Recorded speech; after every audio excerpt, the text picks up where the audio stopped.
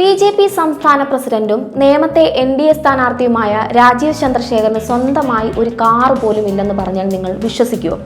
ആകെ കയ്യിലുള്ള വാഹനം ഒരു പഴയ മോട്ടോർ സൈക്കിൾ. ഇനി രാജീവ് ചന്ദ്രശേഖരൻ ആരാണെന്നറിയാമോ? മുൻ കേന്ദ്രമന്ത്രിയായ അദ്ദേഹം ഒരു ബിസിനസ്സുകാരൻ കൂടിയാണ്. പിന്നെ ബി.ജെ.പിയെ സംബന്ധിച്ച് രാഷ്ട്രീയക്കാരനാകുന്നതും ബിസിനസ് ചെയ്യുന്നതുമെല്ലാം ഒരുപോലെയാണെന്നാണല്ലോ നാട്ടിലെ ഒരു വർത്തമാനം. ഇനി രാജീവ് ചന്ദ്രശേഖരന്റെ ആസ്തി എന്തൊക്കെയാണെന്ന് നമുക്ക് ഒന്ന് നോക്കാം. 93.88 കോടിയുടെ ആസ്തിയാണ് അദ്ദേഹത്തിന് നിലവിലുള്ളത്. 2024 തിരുവനന്തപുരം ലോക്സഭയിലേക്ക് മത്സരിക്കുമ്പോൾ ഇത് വെറും 28 കോടിയായിരുന്നു. ആ തെരഞ്ഞെടുപ്പിന് ശേഷം ബിസിനസ്സിലൊന്നും പുള്ളിക്ക് കാര്യമായി ശ്രദ്ധിക്കാനും പറ്റിയിട്ടില്ല. അപ്പോഴേക്കും സാക്ഷാൽ നരേന്ദ്രമോദി അദ്ദേഹത്തെ ബി.ജെ.പി. സംസ്ഥാന അധ്യക്ഷനായി നിയമിച്ചു.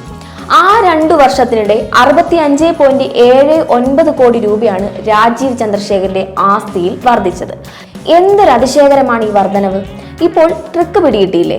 വെറുതെ അല്ല ബി.ജെ.പി. സംസ്ഥാന അധ്യക്ഷനാകാൻ നേതാക്കൾ തമ്മിലടിക്കുന്നതെന്ന് മനസ്സിലായില്ലേ?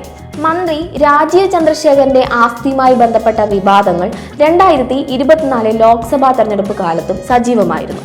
തിരുവനന്തപുരം മണ്ഡലത്തിലെ സ്ഥാനാർത്ഥിയായിരുന്ന അദ്ദേഹം സമർപ്പിച്ച സത്യവാങ്മൂലത്തിലെ കണക്കുകളാണ് വലിയ ചർച്ചകൾക്ക് വഴിവെച്ചത്.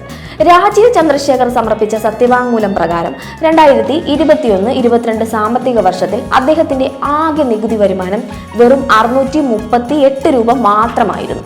ഒരു മുൻനിര വ്യവസായിയും കേന്ദ്രമന്ത്രിയുമായിരുന്ന വ്യക്തിയുടെ വരുമാനമാണിതെന്ന് കൂടി നിങ്ങൾ ഓർക്കണം.